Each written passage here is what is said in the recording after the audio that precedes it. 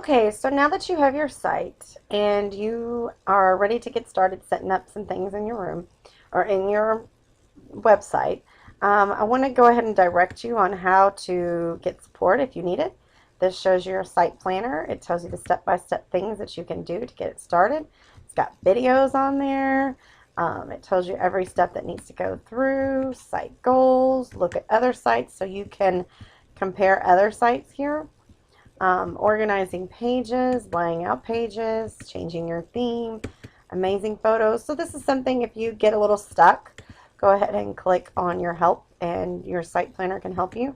Support Center tells you what's here if you need more help, and report a bug if there's a problem. This works kind of like Microsoft Office programs where it's got the tabs across the top and the little buttons on the side. So if we're going to build our site, the first thing that you're going to do is name your site. Since I'm doing this hypothetical, I will go ahead and type in my name.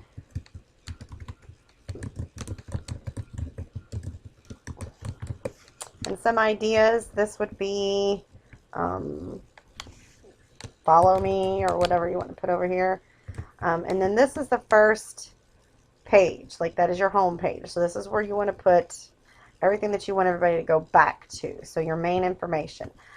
These buttons you just simply drag over however you want to do, and it manipulates similar to PowerPoint. You click there to edit. You can add an image. If you want to add an image, you can get those from online. You can get them on your computer. I have found that you do have to save them to your hard drive first. So you'll upload, you'll search, you can get a URL for one, you can use some favorites. I don't have any favorites. So those are different things that you can do. So it's very, very similar to the Office programs and basic software that you've been using. At least the basic setup is. It's got columns and dividers, buttons. We're going to get into more of that later. So there is a good start. The key is just to get in here and play with it and see what you can do. See how you can get things going and working for what you need. Now I'm going to go over to my regular Weebly that I usually use in order to create things. And I want to show you how pages work. Well, not that one. And how it works is it can show you your pages. I have several pages. I have several pages on my page. My home page is at Start Here. But all those links are pages that you can access. It's going to be slow because this site's kind of getting bigger and bigger as we go on. So this is my home page that always reverts back to. It's just kind of explaining to them what they need to do. It's got a link to my email.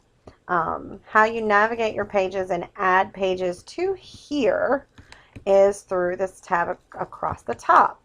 It says Pages. So as you can tell, my Start Here is here, and then it kind of just like outline forms in. So Start Here has all these underneath it. Week 1, Week 2, Week 3, Week 4, Week 5, Week 6, and Week 7. And then the things that are inside from there that are indented is underneath Week 6. And that's what you saw when you went into the page.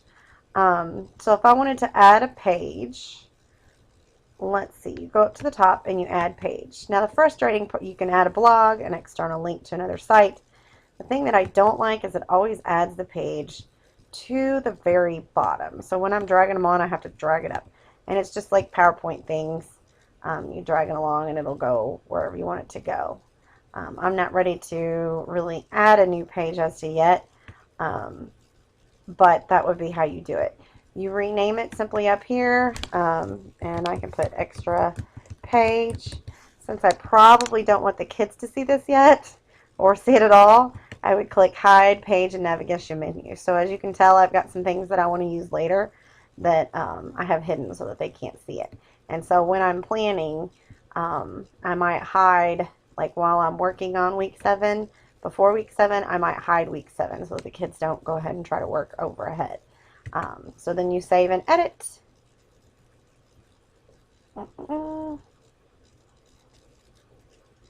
And you would be able to edit while you're in here. Now remember, I hid it, so we do not see that one.